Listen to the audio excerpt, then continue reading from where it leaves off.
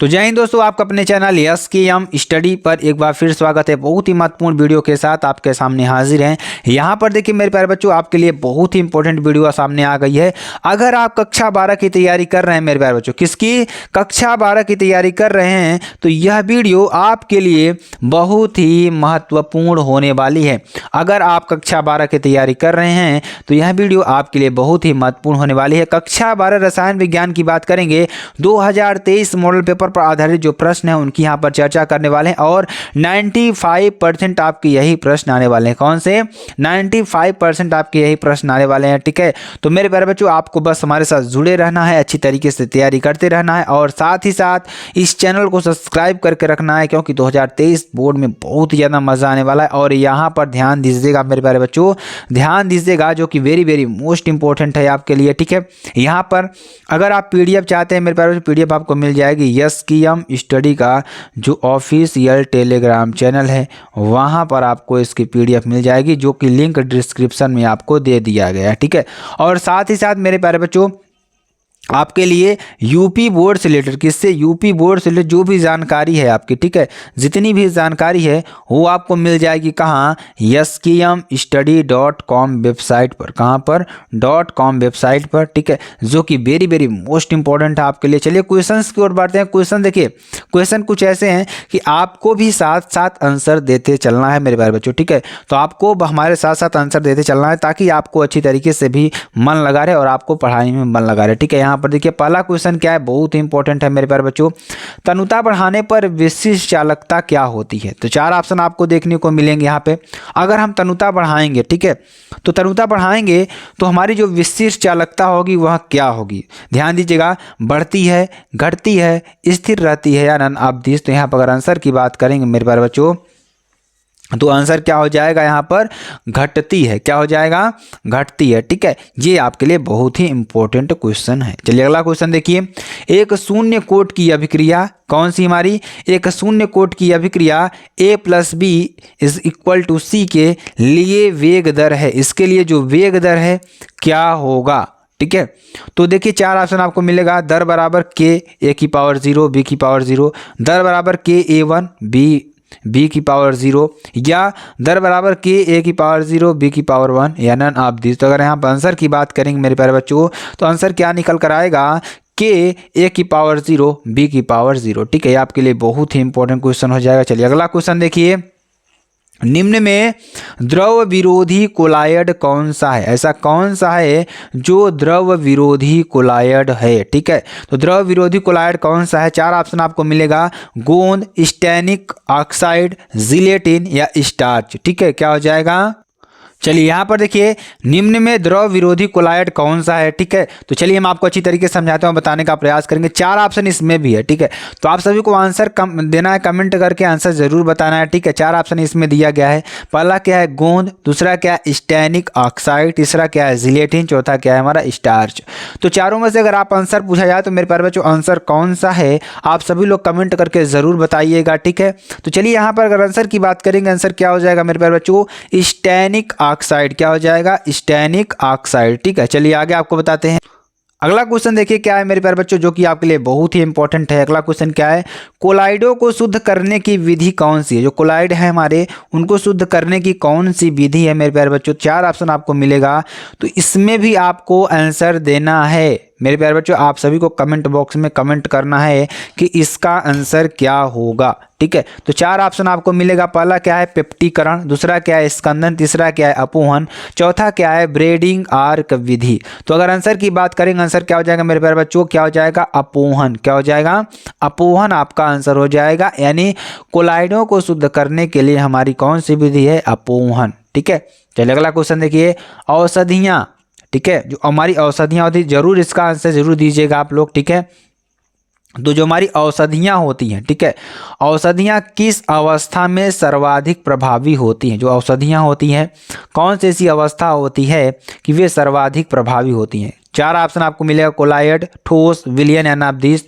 तो आंसर क्या हो जाएगा, कोलायड। क्या हो जाएगा यहाँ पर, कोलायड। ठीक है, चलिए अगला क्वेश्चन देखिए। अगला क्वेश्चन आपके लिए क्या है मेरे प्यारे बच्चों, XeFe में Xe परमाणु संकरण है। ठीक है, Xe का जो परमाणु संकरण है क्या है, sp3 या sp3d या sp3d2 या dsp3। ठीक है, तो अगर आंसर की बात करें मेरे प्यारे बच्चों तो आंसर क्या हो जाएगा, sp3d2। क्या हो जाएगा, sp3d2। ठीक है, ये आपके लिए आंसर हो जाएगा। चलिए अगला क्वेश्चन देखिए। अगला क्वेश्चन क्या है मेरे प्यारे बच्चों, निम्नलिखित में से किसकी अभिक्रिया से फास्फोरस से फास्जीन बनाया जाता है। ऐसी कौन सी अभिक्रिया है जिससे फास्फोरस से फास्जीन बनाया जाता है।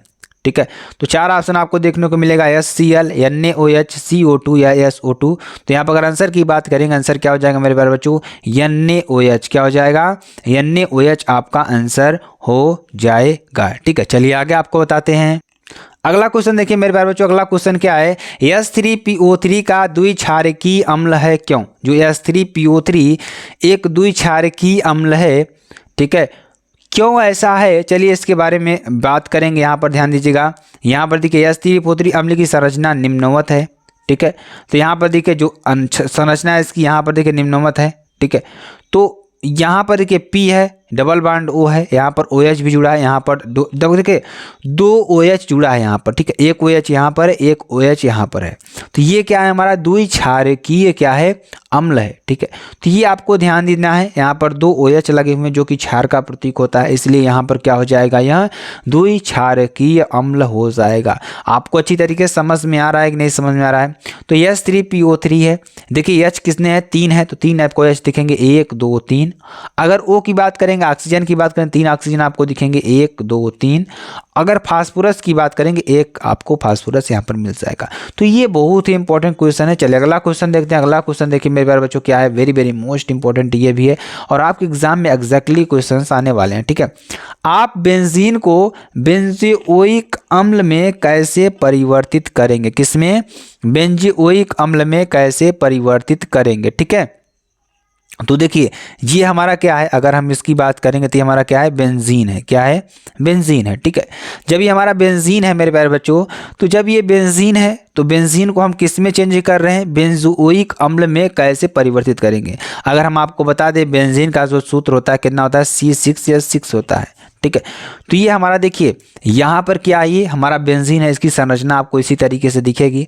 ठीक है, इसकी क्रिया CHCl निर्जल AlCl3 से जब करते हैं मेरे प्यारे बच्चों, तो बनेगा क्या, हमारा टालुइन। क्या बनेगा, टालुइन बनेगा। यहाँ पर CH3 एक एल्किल मूलक आ जाएगा। ठीक है, तो ये हमारा क्या बन जाएगा, टोटल टालुइन बन जाएगा। हमें बनाना क्या है, बेंजोइक अम्ल बनाना है। जब इस टालुइन की अभिक्रिया किसकी उपस्थिति में, KMnO4 की उपस्थिति में जब कराते हैं मेरे प्यारे बच्चों, नवजात ऑक्सीजन की उपस्थिति में, तो बनेगा क्या, हमारा COOH और यहाँ पर बेंजीन बनेगा। क्या बनेगा, बेंजीन बनेगा। तो यहाँ पर ये क्या होता है, हमारा बेंजोइक अम्ल। क्या हो जाएगा, क्या हो जाएगा, ये हमारा बेंजोइक अम्ल क्या हो जाएगा।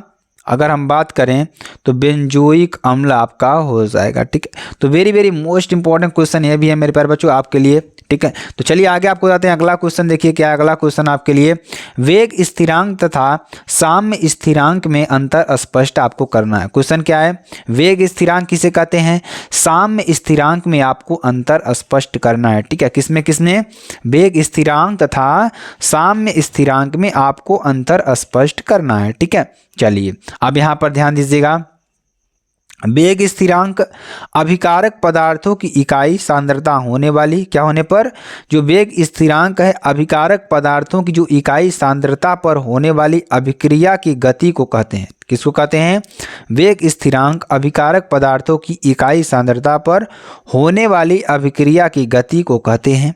ध्यान दीजिएगा, जबकि साम्य स्थिरांक जो होता है उत्क्रमणीय अभिक्रिया में उग्र अभिक्रिया के वेग स्थिरांक, ध्यान दीजिएगा, ये किस में होगा, उत्क्रमणीय अभिक्रिया में अग्र अभिक्रिया के, जो अग्र अभिक्रिया आपकी होगी उसमें वेग स्थिरांक तथा विपरीत क्रिया के साम्य स्थिरांक का अनुपात होता है। क्या होता है, विपरीत अभिक्रिया के क्या होता है, साम्य स्थिरांक का अनुपात होता है। ठीक है, चलिए आगे आपको बताते हैं। अगला क्वेश्चन, अगला क्वेश्चन देखिए क्या है, द्रव स्नेही सॉल्ट द्रव विरोधी सॉल्ट में अधिक अस्थायी क्यों होता है, आपको समझाना है।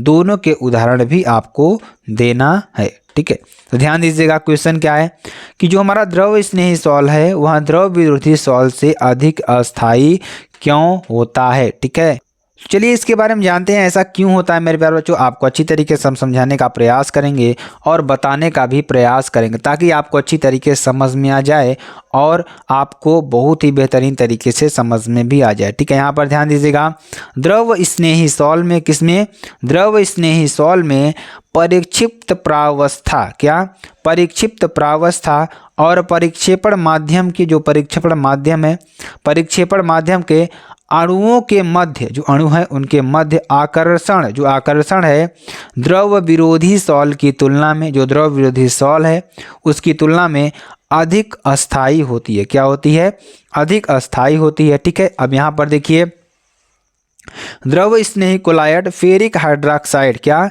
फेरिक हाइड्रोक्साइड यानी कि FeOH का होल थ्राइज सॉल्ट आदि है। ठीक है, तो ये आपका हो जाएगा। ध्यान दीजिएगा, बहुत ही इंपॉर्टेंट क्वेश्चन, बहुत ही महत्वपूर्ण क्वेश्चन है। ठीक है, तो चलिए अगर नहीं समझ में आए तो फिर से हम आपको बता देते हैं। यहाँ पर देखिए, जो द्रव स्नेही सॉल्ट में जो होता है परिक्षिप्त प्रावस्था और परीक्षण माध्यम के अणुओं के मध्य क्या होता है, आकर्षण। ठीक है, तथा द्रव विरोधी सॉल्ट की तुलना में अधिक अस्थायी होती है। यहाँ क्या होता है, जो द्रव विरोधी हमारा जो सॉल्ट है उसकी तुलना में अधिक अस्थायी होता है। और ध्यान दीजिएगा, द्रव स्नेही जो कोलायड है उसको फेरिक हाइड्रोक्साइड यानी कि FeOH का होल थ्राइज सॉल्ट आदि है। ठीक है, चलिए अगला क्वेश्चन देखिए, किन्हीं दो लैंथेनाइड तत्वों के, जो किन्हीं दो लैंथेनाइड तत्वों के इलेक्ट्रॉनिक विन्यास लिखकर उसकी ऑक्सीकरण अवस्थाएं भी लिखिए। ठीक है, चलिए अब ध्यान दीजिएगा, यहाँ पर पहला हमारा क्या है, सीरियम। सीरियम का जो परमाणु क्रमांक होता है 58 होता है। अगर लास्ट में इसकी हम बात करें तो 4F1 5D1 और 6S2 आएगा। ठीक है, तो ये आपके लिए बहुत ही इंपॉर्टेंट है। ठीक है, तो चलिए इसको हम सॉल्व करते हैं और आपको अच्छी तरीके से हम बताने का प्रयास करते हैं मेरे प्यारे बच्चों। ठीक है, अगर इसके ऑक्सीकरण की हम बात करें मेरे प्यारे बच्चों तो क्या हो जाएगा, 3 और 4 होती हैं। इसकी ऑक्सीकरण अवस्थाएं कितनी होंगी, 3 और 4 होंगी। ठीक है, चलिए अगला क्वेश्चन देखिए, इटरबियम यानी 70 नंबर है आपका। ठीक है, अगर यहाँ पर हम बात करें तो 4F14 6S2 इसका जो इलेक्ट्रॉनिक विन्यास है इस तरीके से आएगा।